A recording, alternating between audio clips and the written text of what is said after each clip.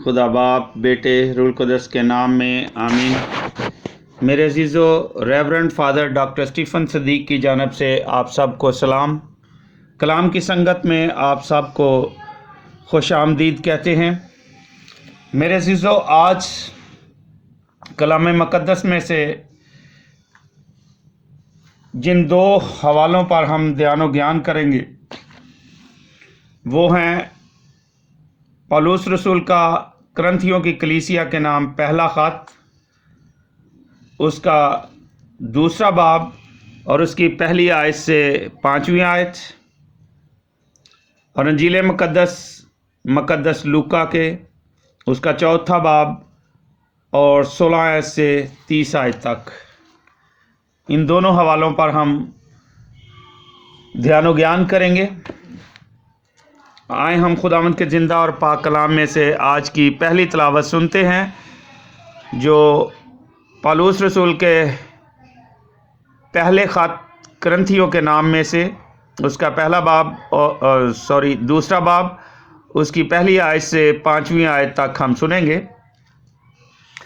और भाइयों, जब मैं तुम्हारे पास आया तो मैं कलाम की फसाहत और हिकमत के साथ खुदा की गवाही की खबर देने के लिए ना आया, क्योंकि मैंने ये मुसम्मम इरादा कर लिया था कि यीशु मसीह बल्कि मसीह मसलूब के सिवा तुम्हारे दरमियान और कुछ ना जानूं।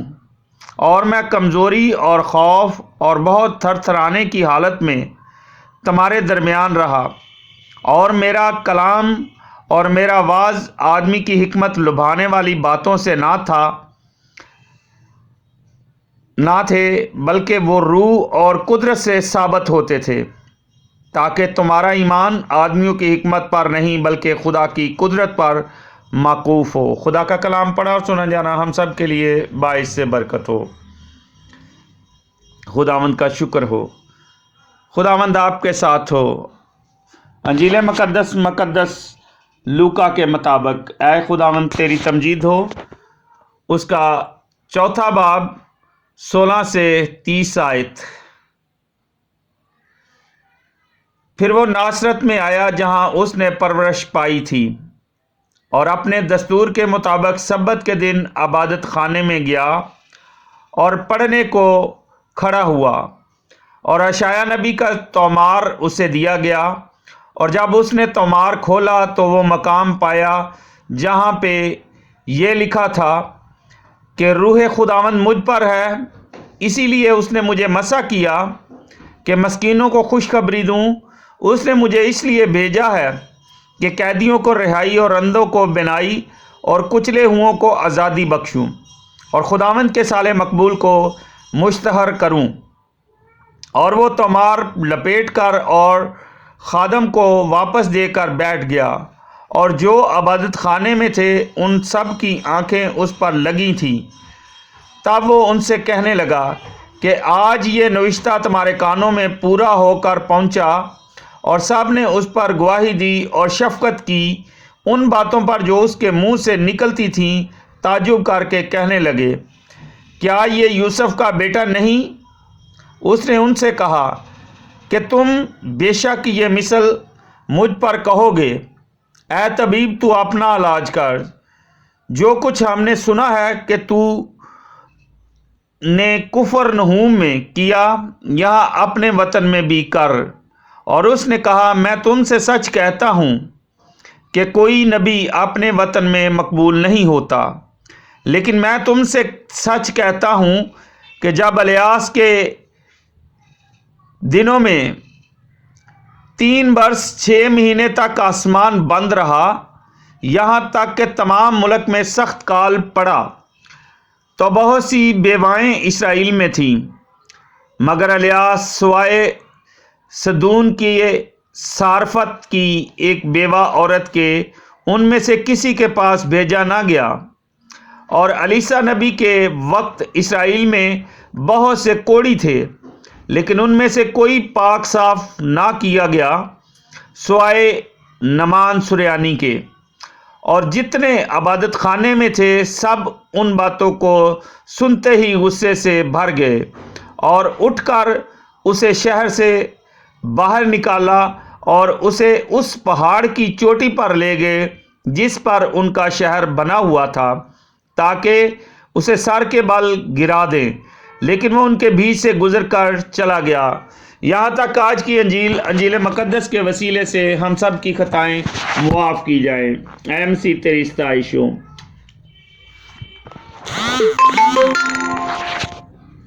میرے عزیزو، آج کی پہلی تلاوت جو ہم نے پالوس رسول کے پہلے خط کرنتھیوں کی کلیسیا کے نام میں سے سنی ہے، اس میں ہم دیکھتے ہیں کہ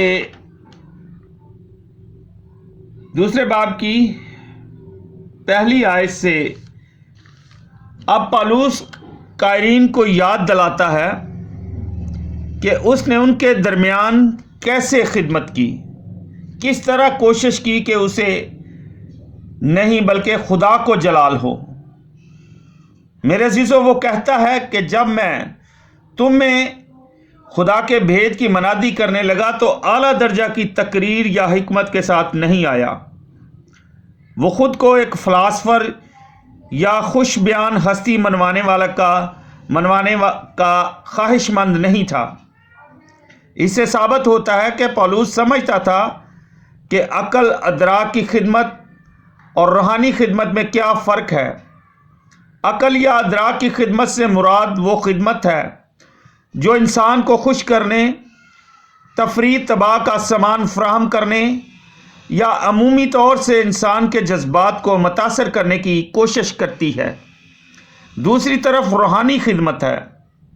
یہ خدا کے کلام کی سچائی کو اس طرح پیش کرتی ہے کہ سامعین کے دل اور ضمیر کو متاثر کرے اور خداوند مسیح کو جلال ملے۔ پالوس کے پیغام کا مرکز و محور یسوع مسیح بلکہ مسیح مصلوب ہے۔ یسوع مسیح سے اس کی ذات اور شخصیت اور مسیح مصلوب سے اس کا کام مراد ہے۔ مسیحی مبلغ یا مبشر کے پیغام کا لب لباب خداوند یسوع کی ذات اور اس کا کام ہے۔ پالوس زور دیتا ہے کہ میری اپنی واضح قطع میں نہ دلکشی تھی نہ اثر آفرینی، بلکہ میں کمزوری اور خوف اور بہت تھر تھرانے کی حالت میں تمہارے پاس رہا۔ میرے عزیزو، انجیل کی خوشخبری کا خزانہ مٹی کے ایک برتن میں رکھا تھا کہ ساری قدرت کی شان پالوس کی نہیں بلکہ خدا کی ہو۔ پالوس خود نمونہ تھا کہ کس طرح خدا کمزور چیزوں کو استعمال کرتا ہے تاکہ زور آوروں کو شرمندہ کرے۔ پالوس کی تقریر اور منادی دونوں ہی میں انسانی حکمت کو لبھانے والی باتیں نہ تھیں، بلکہ اس کی منادی کی سچائی روح اور قدرت سے ثابت ہوتی تھی۔ بعض علماء کا خیال ہے کہ تقریر سے وہ مواد مراد ہے جو وہ پیش کرتا تھا اور منادی سے مراد اس کے پیش کرنے کا طریقہ ہے۔ دوسرے علماء کہتے ہیں کہ تقریر سے مراد افراد کے سامنے گواہی اور منادی سے مراد جماعتوں یا گروہوں کے سامنے پیغام دینا ہے۔ دنیا کے معیار کے مطابق پالوس نے خوش تقریری کا کوئی مقابلہ نہیں جیتا ہوگا، لیکن خدا کا روح پیغام استعمال کرتا تھا اور لوگ اپنے گناہ سے قائل ہوتے اور خدا کی طرف رجوع لاتے تھے۔ پالوس ایک زبردست خطرے سے واقف تھا کہ لوگ زندہ خداوند کی طرف متوجہ ہونے کی بجائے میری اور میری ذات میں دلچسپی لینے لگیں۔ اس کو احساس ہے کہ میں نہ برکت دے سکتا ہوں نہ نجات، اس لیے اس نے مصمم ارادہ کر رکھا تھا کہ لوگوں کی رہنمائی اس طرح کرے کہ ان کا ایمان انسان کی حکمت پر نہیں بلکہ خدا کی قدرت پر موقوف ہو۔ جتنے افراد بھی انجیل کی خوشخبری کا پیغام دیتے اور خدا کے کلام کی منادی کرتے ہیں، ان کا مقصد اور نشانہ ہمیشہ یہی ہونا چاہیے، اور یہی ہوتا ہے جب ہم خدا یسوع مسیح کے نام کو اور خدا باپ کے نام کو عزت اور جلال دینے کے لیے منادی کرتے ہیں۔ آج کی انجیل مقدس پر آئے میرے عزیزو، ہم غور کرتے ہیں یسوع مسیح میں تمام انسانوں کے لیے خدا کے وعدوں کی تکمیل ہوتی ہے۔ یسوع کی خدمت کا منصوبے کے تحت ترتیب وار بیان لوکا کی اپنے مواد کو وعدہ اور تکمیل کے الہیاتی اصول کے مطابق ترتیب دینے کی ایک عمدہ اور اعلیٰ مثال ہے۔ یسوع کی افتتاحیہ منادی کے بیان کے لیے لوکا اپنے مؤخذ میں سے ایک مرکز 6 باب پہلی آیت سے 6 الف استعمال کرتا ہے، اور یہ وہ پیرایا ہے جو یسوع کی خدمت کے آغاز کو بیان نہیں کرتا۔ لوکا آیات 23 اور 25 سے 27 میں روایتی مواد کو بھی زیر استعمال لاتا ہے۔ آیات 17 سے 21 اور 28 سے 30 جو لوکا کے الہیاتی مقاصد کی گواہی دیتی ہیں، یہ اس کے ہاتھ سے ہیں۔ آیت 16 جہاں اس نے پرورش پائی تھی، مشکل آیت 22 میں اہل قصبہ کے رد عمل کی تشریح کے لیے اہم ہے۔ میرے عزیزو، اس امر پر زور دیتی ہیں کہ شروع میں ہی یسوع کے ہم وطن غیر معروف اور چھوٹے سے ناصرت میں ملاحظہ فرمائیں یوحنا پہلا باب 46 آیت، یہ سوچتے ہیں کہ وہ یسوع اور اس کی ابتدا و اصل کو جانتے ہیں۔ عبادت خانے ایسے لگتا ہے جیسے پہلی صدی مسیح کے دوران عبادت خانے میں سبت کی عبادت، مزامیر کے گانے سننا، اسرائیل پڑھنے اور 18 برکتوں کی تلاوت، ایک تلاوت توریت سے اور ایک تلاوت انبیاء سے، تلاوتوں کے معنی و مفہوم پر واز، عمل رسوم کی برکت اور عدد 6 باب کی 24 سے 27 آیت کی کاہنانہ برکت پر مشتمل تھی۔ یہ معاملہ انتہائی بحث طلب ہے کہ آیا اس وقت 3 تلاوتوں کی 3 سالہ تقسیم ہوا کرتی تھی؟ سبت کے موضوع پر یسوع کی سرگرمی میں سے سبت پر 6 واقعات میں سے یہ پہلا واقعہ ہے۔ ملاحظہ ہو 4 باب 31 سے 37 آیت، 6 باب پہلی آیت سے 5ویں آیت، 6 باب 6 آیت سے 11 آیت، 13 باب 10 سے 17 آیت، 14 باب پہلی سے 6 آیت۔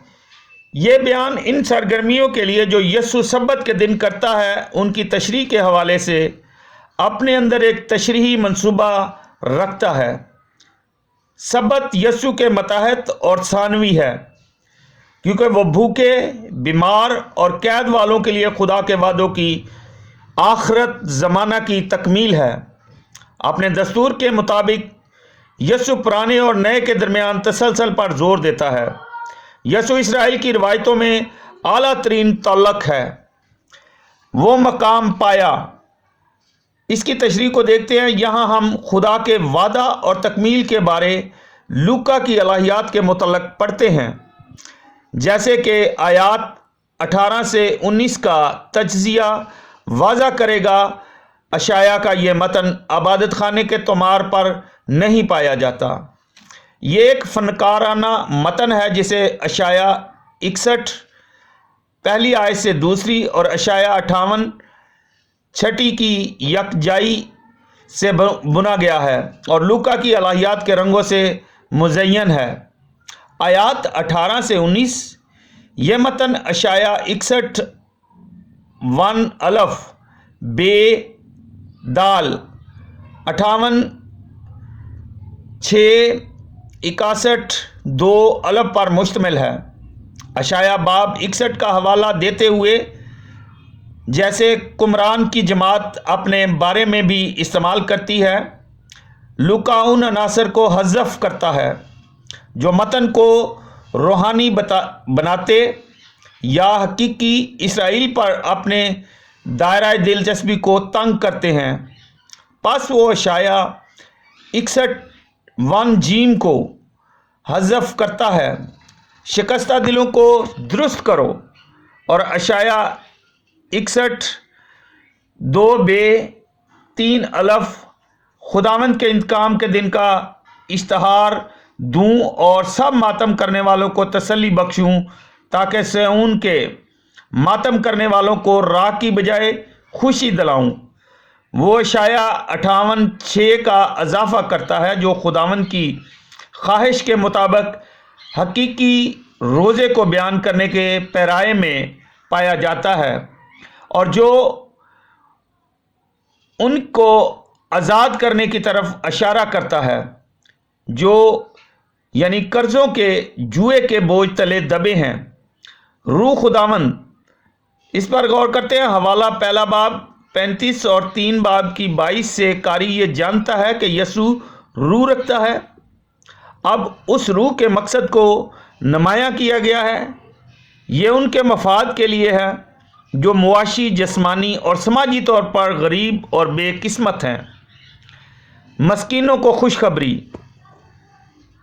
अशाया बाब 61 को अशाया 58:6 के तारफ़ के ज़रिए तरमीम करके लूका ये दिखाता है कि गरीब की इस्तारतन ज़रूरतमंद इसराइल के तौर पर तशरीह नहीं की जानी चाहिए, बल्कि वो जो खुदा की हमायत के मफूल और मरकज़ के तौर पर नई बहाली में वाक़या होते हैं।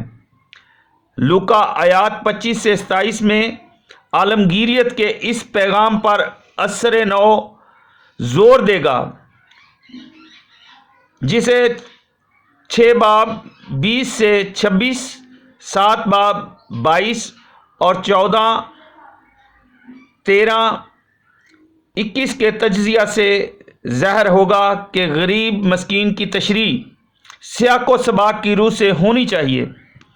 कैदियों को रिहाई, इस पर हम गौर करते हैं। कभी कभार यसू की खिदमत का ये पहलू 13 बाब 10 से 17 आयत और 23 बाब 39 से 43 में पूरा होता देखा जाता है, लेकिन यहाँ ये उनको हवाले के तौर पर देखना ऐसन अमर होगा जो कर्जा जात की बदौलत कैद में हैं। यसू 6 बाब की 35 और 37 आयत में उनसे मुखातब होगा जो ऐसी कैद के ज़िम्मेदार हैं। इन अल्फाज में बाइबल मुकद्दस में साल जुबली की शबीह भी उभर का सामने आती है। साल जुबली 50 साल में एक बार होता था। उसके दौरान खेतों को खाली छोड़ दिया जाता था, लोगों को उनके घरों में वापस लौटा दिया जाता था, कर्जा जात ख़त्म कर दिए जाते थे और ग़ुलामों को आज़ाद कर दिया जाता था। वो शबीह जो इससे अखज़ की जाती थी, वो बहाली, शुरुआत, खुदा की कुदरत मुतलक पर ईमान और इस कायलियत को नुमाया करती थी कि समाजी और इक़्तिसादी ज़िंदगी के ढांचों को लाज़मन खुदा की बादशाही का अक्स पेश करना चाहिए। रिहाई के लिए इस्तेमाल किया जाने वाला यूनानी लफ्ज़ अफसीस है, जो बार 25 का हफ्ताद तर्जमा अफसीस का लफ्ज़ इब्रानी में जो जुबली के लिए इस्तेमाल करता है। तस्नीया शरह 15 बाब पहली आयत से 11 में तर्जमा हफ्ताद में सबत के साल को इस यूनानी लफ्ज़ से बयान किया गया है। मलाजा हो 23 बाब 10 से 11 आयत। इस किस्म के गौर खौज लूका के हम असर थे, या ये बातें कुमरान में ज़हर होती हैं। कुमरान जमात के आखिरत ज़माना के मुतल्लक अपने गौर खौज में अशाया 61:1 को अहबार 25 10 से 13 और तस्नीया शरह 15 बाब दूसरी आयत के साथ मलाया और रिहाई को जुबली साल के दौरान कर्ज खाहों से रिहाई करार दिया।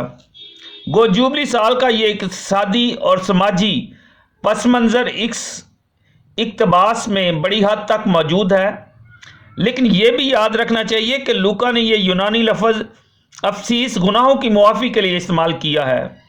मसलन 24 बाब 47 आयत कुचले हुओं को आज़ादी, अशाया 58:6 है। ये अल्फाज भी यूनानी लफ्ज़ अफसीस को समोए हुए है। कुचले हुओं के लफ्ज़ के पस मंज़र में यूनानी लफ्ज़ थराओ के लगवी मैनी टुकड़ों में तकसीम करना या तोड़ना चट्टान को। अलामती तौर पर इसका मतलब तोड़ना रूह में दबाना और कुचलना। यह मुमकिन है कि नहमिया ने अशाया 61:2 अलफ का तर्जमा हफ्ताद का फेल बदल दिया है। काल लेसियाए यानी पुकारना को यूनानी में केर केसाए मनादी करना मुश्तहर करना में तब्दील किया है। 5वें बाब की पहली आयत से 10 से वाज़ेह है कि कुचले हुए वो हैं जो कर्जा और कैद के दबाव तले दबे और कुचले हुए हैं। खुदावंद के साले मकबूल को मुश्तहर करो। लूका के लिए मनादी और तशहीर ये है कि यसु में खुदा के तमाम कदीम वादों को तकमील मिलती है। यहाँ पर एक बार फिर जुबली की शबी मौजूद नजर आती है। मकबूल के लिए यूनानी लफ्ज़ दिक्तोस है और ये दोबारा आयत 24 में आएगा जो मकबूल नबी के हवाले से है। यीशु की खिदमत खुदा को सिर्फ तब मकबूल है बशर्ते कि वो अपने कलाम और काम को फ़क्त अपने लोगों तक ही महदूद ना रखे जो उसके लामहदूद दायरा मनादी की वजह से उसे या उसके अल्फाज को मकबूल ना पाएंगे। आयत 21 आज ये नविश्ता पूरा होकर पहुंचा। लफ्ज़ आज लुका के अहम मौजू को मुतारफ़ करवाता है। मलाजा हो दूसरे बाब की 11 आयत और 22 बाब की 61 आयत, 23 बाब की 43 आयत, और उसको तारीख़ी यसु के हवाले के तौर पर नहीं लेना चाहिए बल्कि यह ज़माना तकमील के मौजूदा आज के लिए हवाला है। लूका में बालग यसु के पहले अल्फाज खुदा की वादे के साथ वफादारी के मौजू के बारे में हैं। आयत 22 ये मुश्किल तरीन आयत है। उलमा के मुताबिक इस मुश्किल आयत को फेल बाफेल जांचने की ज़रूरत है और सब ने उस पर गवाही दी। लूका या दीगर यूनानी तहरीरों में यह सबूत नहीं मिलता कि यूनानी फेल मारतराइन मनफी मफहूम रखता है, यानी वो उसके ख़िलाफ़ गवाही दे रहे थे। कतबों की तहरीरों से ये शवाहिद उन लोगों की हमायत में मकबूल गवाही थी जो उस शख्स के साथ ज़िंदगी बसर करते थे मिलते हैं। ये मायनी आयत 16 में हमायत पाते हैं जहाँ उसने परवरिश पाई शफ़क़त की उन बातों पर जो उसके मुंह से निकलती थीं ताजुब। ये अमाल 14 बाब 3 आयत, 20 बाब 24 आयत और 32 के मुतवाज़ी हवालाजात ये तजवीज़ करते हैं कि शफ़क़त की बातों की बजाय इसका तर्जमा नजात की बातें होना चाहिए। तस्निया शरह 8 बाब 3 के हवाले से अखज़ मुँह से निकलती थी की वजाहत करने में मदद करता है। वहाँ पर हवाला खुदा के अल्फाज की तरफ इशारा है। अहले नासरत ये देख कर हैरान थे कि वो जिसे हम इतने अरसे से जानते हैं वो ही ऐसी खबर का पैगाम रसां बन गया है। क्या ये यूसुफ का बेटा नहीं? ये सवाल अहले कस्बा की हैरत की वजह फराहम करता है और उन कायरीन के लिए बाइसे तंज है जो पहले बाब की 32-35 आयत, फिर तीसरे बाब की 21 से 22 आयत और फिर चौथे बाब की 1 से 13 आयत से वाकफ़ है। आयत 23 जैसा कि 11वें बाब की 37 से 54 आयत में लूका बयान करता है कि यस्सु को अपने सामईन की वजह से ठोकर लगी। यस्सु उन्हें खुदा के वादों की तकमील के तौर पर कबूल करने और अपने ताज्जुब और मफाद की खातर ज़ोर आवर अमाल करने में ईमान के फुकदान का मूर्द अल्ज़ाम ठहराता है। आयत 24 कोई नबी अपने वतन में मकबूल नहीं होता। लूका यहाँ और आयात 25-27 में लूका रद्द किए गए नबी के मौजू का हवाला देता है। ملاحظہ ہو مزید حوالہ جات، چھٹا باب 22 سے 23 آیت، 11 باب 49 سے 51 آیت، 13 باب 34 سے 35 آیت، اعمال 7 باب 35 آیت، 51 سے 52 آیت۔ یہ موضوع خدا کے لامحدود رحم اور غم خاری کو اجاگر کرتا ہے، کیونکہ وہ باغی، سرکش اور گمراہ لوگوں کے درمیان مسلسل اپنے انبیاء بھیجتا رہتا ہے۔ رد کیے ہوئے نبی کا نمونہ نہمیہ 9 باب 26 سے 31 میں واضح طور پر ملتا ہے۔ الف، انبیاء کے خلاف بغاوت اور ان کا قتل بے سزا۔ جیم، نئے انبیاء کو بھیجنے میں خدا کی رحمت کا تجربہ۔ دال، گناہ اور انبیاء کو رد کرنا۔ اس نمونے کا پہلا حصہ لوکا ابواب 1 سے 23 میں، جبکہ دوسرا حصہ لوکا باب 24 اور اعمال میں حاوی ہے۔ اس موضوع کی بدولت چوتھے باب کی 16 سے 30 میں یسوع کو رد کیا گیا ہے۔ اسے اسرائیل کو یسوع میں خدا کا آخری اور حتمی جواب نہیں سمجھنا چاہیے۔ آیات 25 سے 27، انبیاء الیاس، ملاحظہ فرمائیں ملوک کی پہلی کتاب 18 باب پہلی آیت، اور الیسا،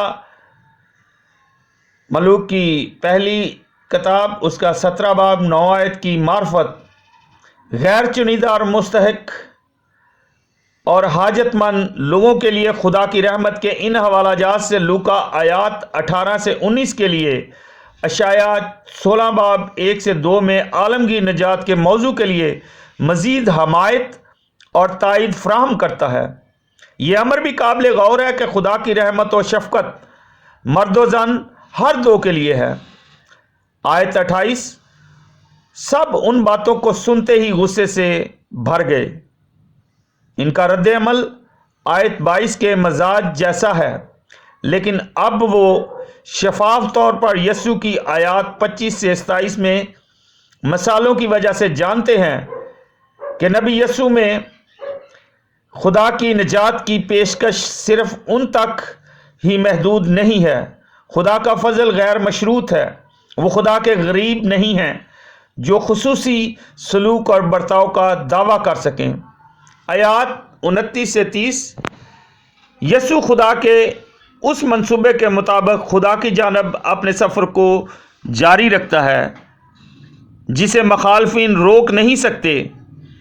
یسوع کا ان کے بیچ سے گزر کر چلا جانا پاشکا یعنی ایسٹر کی فتح کا پیش خیمہ ہے۔ میرے عزیزو، آج کی ان دونوں تلاوتوں کا جو خلاصہ ہے وہ کچھ اس طرح ہے کہ دونوں تلاوتیں آپس میں بہت زیادہ ملتی جلتی ہیں۔